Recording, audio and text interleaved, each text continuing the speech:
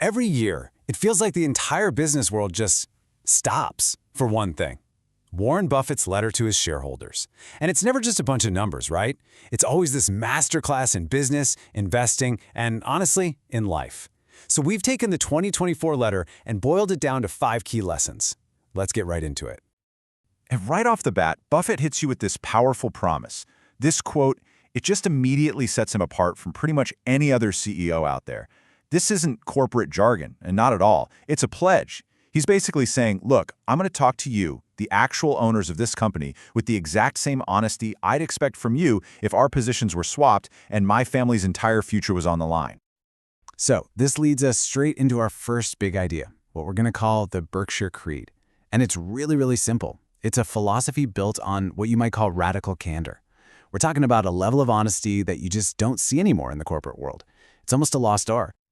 See, for Buffett, a report isn't just about taking some legal box or filing paperwork. No, it's a moral obligation. He totally redefines it. It's a responsibility to explain everything. The good stuff for sure, but maybe even more importantly, the bad stuff, the failures. Because in a real partnership, you got to share both.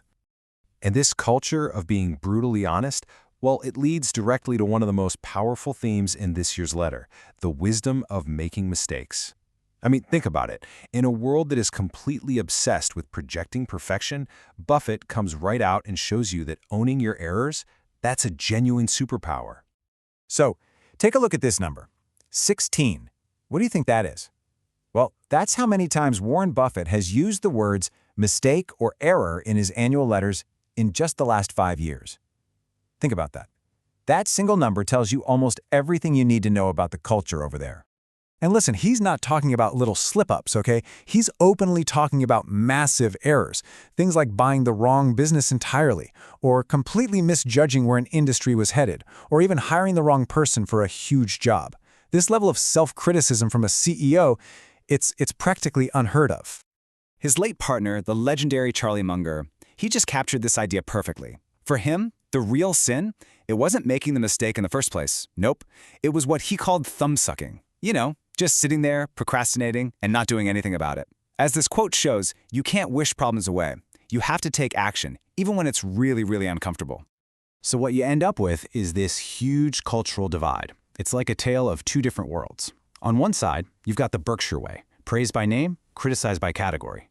Problems get dragged out into the open and dealt with.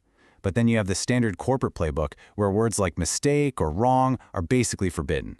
It creates this dangerous fantasy of perfection that just freezes people up and stops any real progress. Okay, so admitting mistakes is the philosophy. But how does Berkshire actually win? How does it all work in practice? Well, it really boils down to 2 key things: an incredible talent for finding amazing managers and building this just unstoppable financial engine. And there is no better example of this than the story of a guy named Pete Liegl. He was the founder of an RV company called Forest River. And the way he became part of the Berkshire family, well, it's just the perfect case study of how Buffett does business. The deal itself was just pure Buffett. It started with a simple 1-page letter. When they talked about the real estate, Buffett didn't even get an appraisal. He just took Pete's word for it. Total trust. But the salary negotiation, that was the real kicker. When Buffett asked Pete what he wanted to be paid, Pete asks for just $100,000 a year because he didn't want to make more than his new boss. Buffett said he nearly fell out of his chair. And this story reveals everything about how Buffett looks for talent. He says he never looks at where someone went to school. Never. He ignores the fancy degrees and the credentials. He's hunting for something you just can't teach in a classroom. That raw, innate business talent, that deep character, and a relentless drive. He's looking for the naturals, people like Pete Liegl. All right, now for that financial engine we talked about, the thing that powers this whole empire, insurance float. It's a concept that is so simple, but it is incredibly powerful. Basically, insurance companies collect all our premiums up front, right? But they only pay out claims much, much later. All that money they're holding in the meantime, that's the float.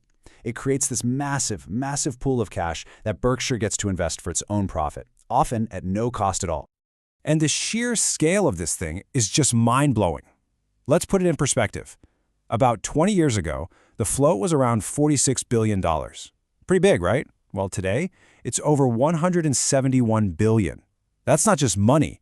It's a tidal wave of low-cost capital that fuels literally every single investment Berkshire makes. And you can see just how absolutely central insurance is to Berkshire's success right here. I mean, look, when you combine the profits they make from just the insurance business itself with all the income they earn from investing that float, you're talking about nearly half of their entire operating earnings. It really truly is the heart of the whole empire. So, what does all of this success add up to? Well, it leads to another huge theme in this year's letter: Berkshire's massive, unwavering, long-term bet on America. And that bet, it resulted in a contribution that is, frankly, record-shattering. Okay, get ready for this number. $26.8 billion. Let that sink in for a second. That's how much corporate income tax Berkshire Hathaway paid to the U.S. Treasury in one single year. And just so we're clear, that isn't just a big number. It is an all-time record. No other company, not any of the trillion-dollar tech giants, no one has ever paid more in corporate income tax to the U.S. government in 1 year. It's absolutely, totally unprecedented. Now, a number that huge, it's kind of hard to even wrap your head around it. So, Buffett gives us this incredible way to think about it. Imagine you're writing a check to the U.S. Treasury for $1 million, okay? Now imagine doing that every 20 minutes, around the clock, 24/7, for the entire year. And get this, even after all of that, Berkshire still would have owed the government more money. I mean, that is just a mind-boggling scale. Okay, so finally, the letter looks to the future. I mean, with Buffett at 94, the question on everyone's mind is succession, right? What happens next? But the message from him is crystal clear. The core principles, the things that built Berkshire from the ground up, are designed to last long, long after he's gone. And it really all comes back to one fundamental belief. Buffett is absolutely convinced that a huge chunk of business talent is just innate. As he says, nature's swamping nurture. It's this one single idea that has guided his hunt for managers like Pete Liegl for his entire career. And so, this leaves us with the ultimate question. The financial engine, it's in place. The culture of radical honesty, it's established. But as the leadership torch is eventually passed to the next generation, will this simple, timeless wisdom, this focus on finding naturals and then just trusting them completely, will that still be Berkshire's greatest asset? That, I guess, is the multi-billion-dollar question.